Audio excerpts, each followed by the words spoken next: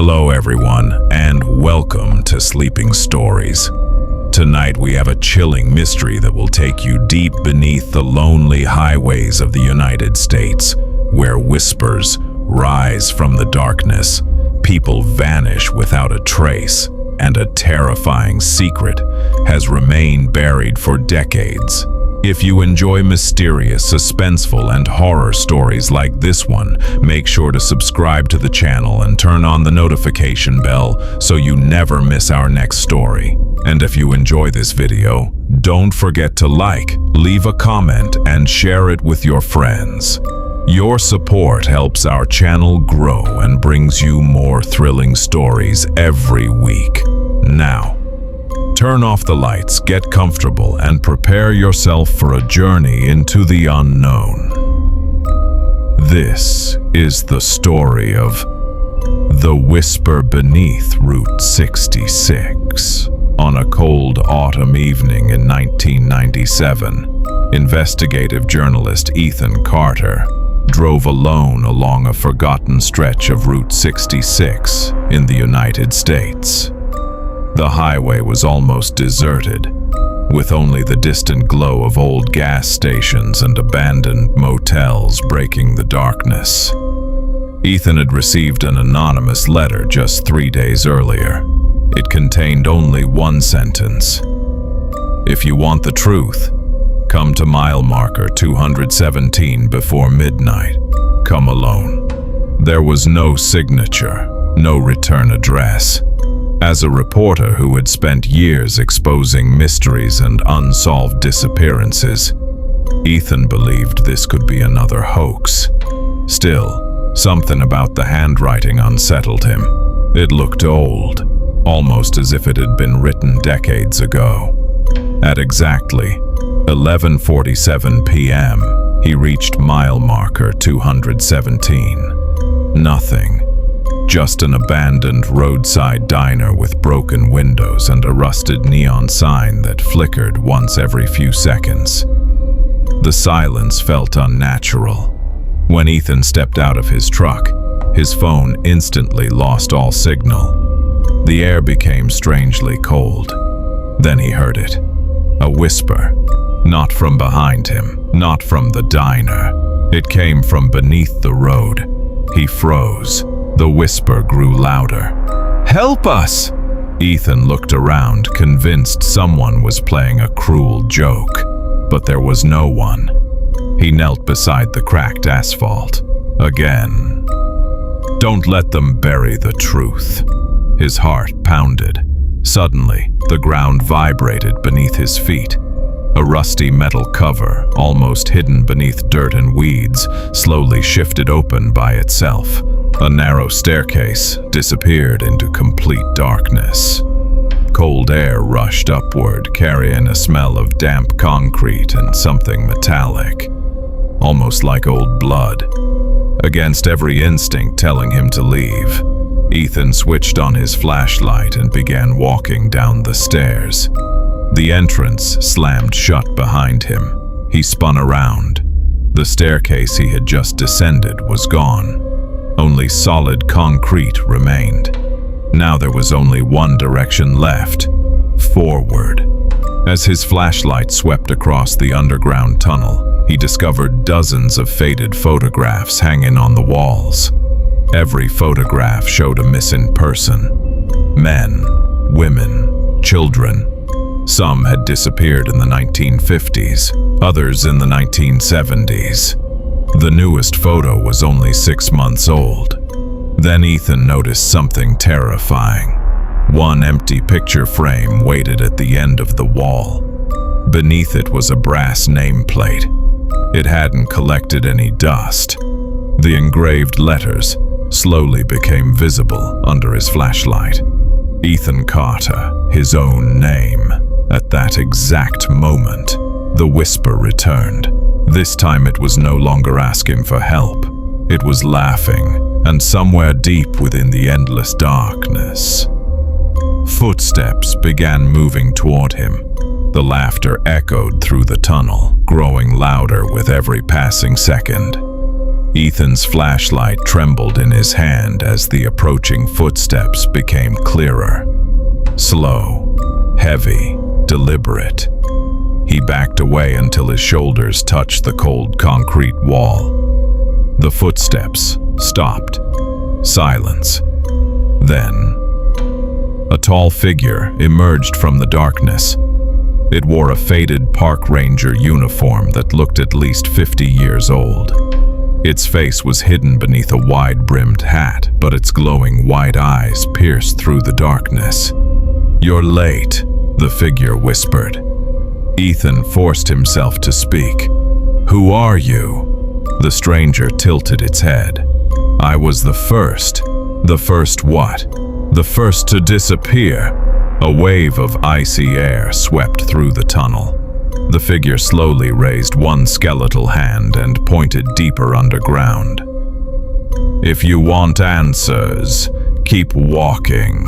Before Ethan could ask another question, the mysterious ranger dissolved into a cloud of black dust that scattered across the floor. Only one object remained behind, an old brass key. On its handle were engraved 3 words, Vault 13, authorized access, only. Ethan picked it up. The metal was warm, far warmer than it should have been. Minutes later, the tunnel opened into an enormous underground chamber. His flashlight barely reached the ceiling. Rows upon rows of steel cabinets stretched into the darkness like an endless library. Each cabinet had a number. Each drawer contained a file. Each file belonged to someone who had vanished without a trace. Thousands of them. Some dated back to the 1920s. Others were surprisingly recent. One folder caught Ethan's attention. Case number 7319. He opened it. Inside were newspaper clippings, police reports, family photographs, and one handwritten note. Official explanation. Missing. Real status. Witness. Ethan frowned. Witness to what? Before he could continue reading, every cabinet door slammed shut at once. The deafening sound shook the chamber. Red emergency lights suddenly flickered on. A mechanical voice echoed through hidden speakers. Unauthorized visitor detected. Security protocol activated. The floor beneath Ethan vibrated violently. From the far end of the chamber, enormous steel doors slowly opened. Darkness poured out like smoke. Then dozens of pale figures stepped into the red light. Their clothes belonged to different decades. Some wore military uniforms. Some wore school uniforms. Others looked like ordinary travelers. Their faces were expressionless. Their eyes were completely black. Every one of them stared directly at Ethan, without a single word. They all began walking toward him. Faster, faster. Then they started running. Ethan grabbed the brass key and sprinted through another tunnel as terrified screams echoed behind him. Just before the figures reached him, he spotted a massive steel door marked Vault 13. His shaking hands pushed the brass key into the lock. The mechanism clicked. The heavy door creaked open. Ethan slipped inside and slammed it shut. The pounding footsteps stopped instantly. Breathing heavily, he turned his flashlight toward the center of the room. There stood a single wooden desk. On the desk lay an old reel-to-reel tape recorder. Beside it was a yellow envelope. Across the front, written in fresh black ink, were 4 chilling words. "We were expecting you." Ethan stood motionless, staring at the yellow envelope. His name wasn't written on it. It simply read, "To the one who found Vault 13. With trembling hands, he opened it. Inside was a single note. "If you're reading this, we've already failed. Do not trust the surface. Play the tape before they find you." He looked at the old reel-to-reel tape recorder. Surprisingly, it still had power. Taking a deep breath, Ethan pressed play. Static filled the room. Then a man's voice emerged. "My name is Dr. Samuel Hayes. Today is October 14th, 1968.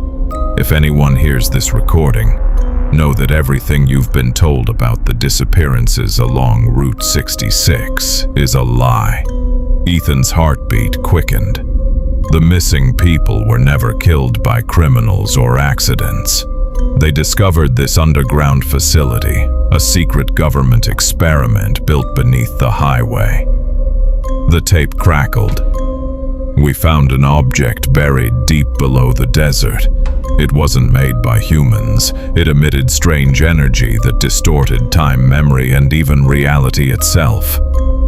A loud burst of static interrupted the recording. "We tried to contain it inside Vault 13. Instead, it began calling people. Anyone who heard its whisper was drawn underground. Some never returned, others came back, but they were no longer human." Suddenly, the lights inside the vault flickered violently. A deep rumbling shook the walls. The tape continued. "If the containment system ever fails, destroy the core. There is only one emergency switch. It will seal the vault forever, but whoever activates it will never escape." The recording ended. Silence. Then Ethan heard the whisper again. This time it came from behind a massive steel door at the back of the vault. "Come closer." The voice sounded familiar. It was his own. The steel door slowly opened. Inside floated a glowing black crystal, suspended above a circular platform. Strange symbols pulsed across its surface, and shadow-like figures swirled around it. As Ethan stepped forward, hundreds of ghostly faces appeared within the crystal. The missing people. Their voices merged into one desperate plea. "End this, before more are taken." At the far side of the chamber, Ethan spotted a large red lever marked Emergency Containment. He knew what it meant. If he pulled the lever, the vault would collapse, trapping him forever. If he didn't, the whispers would continue, and more innocent people would disappear. For a long moment, Ethan closed his eyes. Then he smiled sadly. "For the truth," he whispered. He pulled the lever. Sirens screamed. Massive steel doors slammed shut throughout the underground complex. The crystal cracked. A blinding white light filled the chamber. The whispers became agonizing screams, then faded into complete silence. Far above, the ground shook beneath Route 66. The hidden entrance collapsed forever. 1 year later, construction workers repairing the old highway discovered Ethan Carter's abandoned truck parked exactly where it had been left. The keys were still inside. His camera rested on the passenger seat. But Ethan was gone. The only evidence of what had happened was a memory card hidden inside the camera. It contained hundreds of photographs from the underground tunnels, and one final image. It showed Ethan standing beside the glowing crystal. Behind him, reflected in the darkness, was a shadowy figure wearing an old park ranger's hat. The investigation was quietly closed. Officially, Ethan Carter became another unexplained missing person. But every year, on the same autumn night, travelers passing mile marker 217 report hearing a faint whisper beneath the road. Not a cry for help, not a warning, just 4 chilling words. The vault is never empty.